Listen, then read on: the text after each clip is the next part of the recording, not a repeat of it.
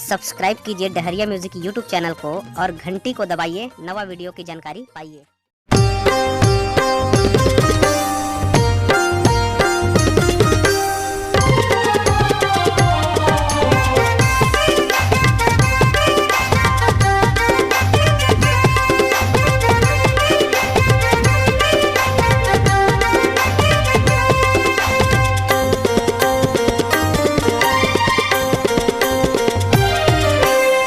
भोले बम भोले बम भोले बम भोले बम भोले बम भोले बम भोले बम भोले बम भोले बम भोले बम भोले बम भोले मोरे भोले भंडारी के गान मोरे कैलाश वासी के नाम मोरे भोले भंडारी के गान मोरे कैलाश वासी के नाम तह दर्शन करिया तह दर्शन करिया तह दर्शन करिया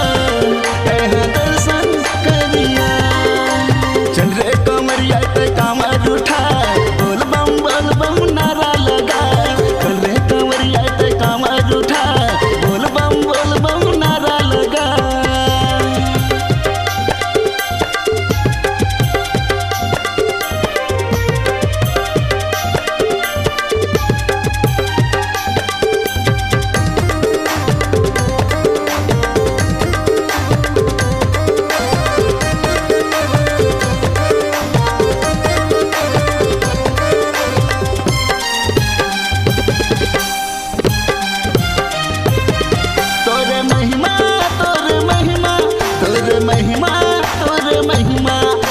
महिमा ही जगले निराली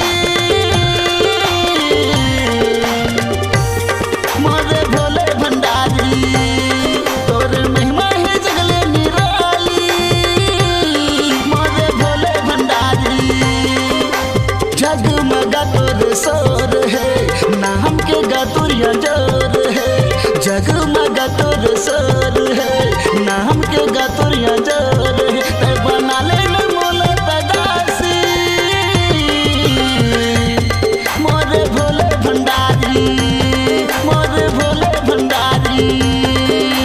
चल रे कंवरिया ते कामर उठा बोल बम नारा लगा।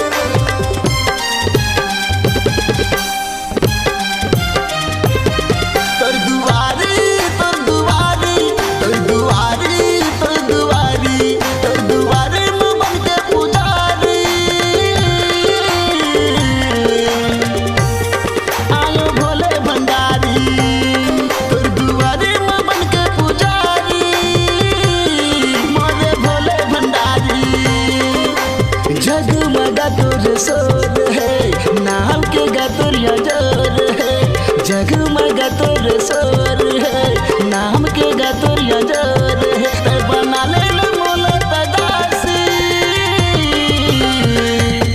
मोरे भोले भंडारी मोरे भोले भंडारी चल रे कंवरिया ते कामर उठा बोल बम नारा लगा चल रे कंवरिया ते कामर उठा बोल बम नारा लगा बोल बम नारा लगा बोल बम नारा लगा बोल बम नारा लगा बोल बम नारा लगा बोल बम नारा लगा।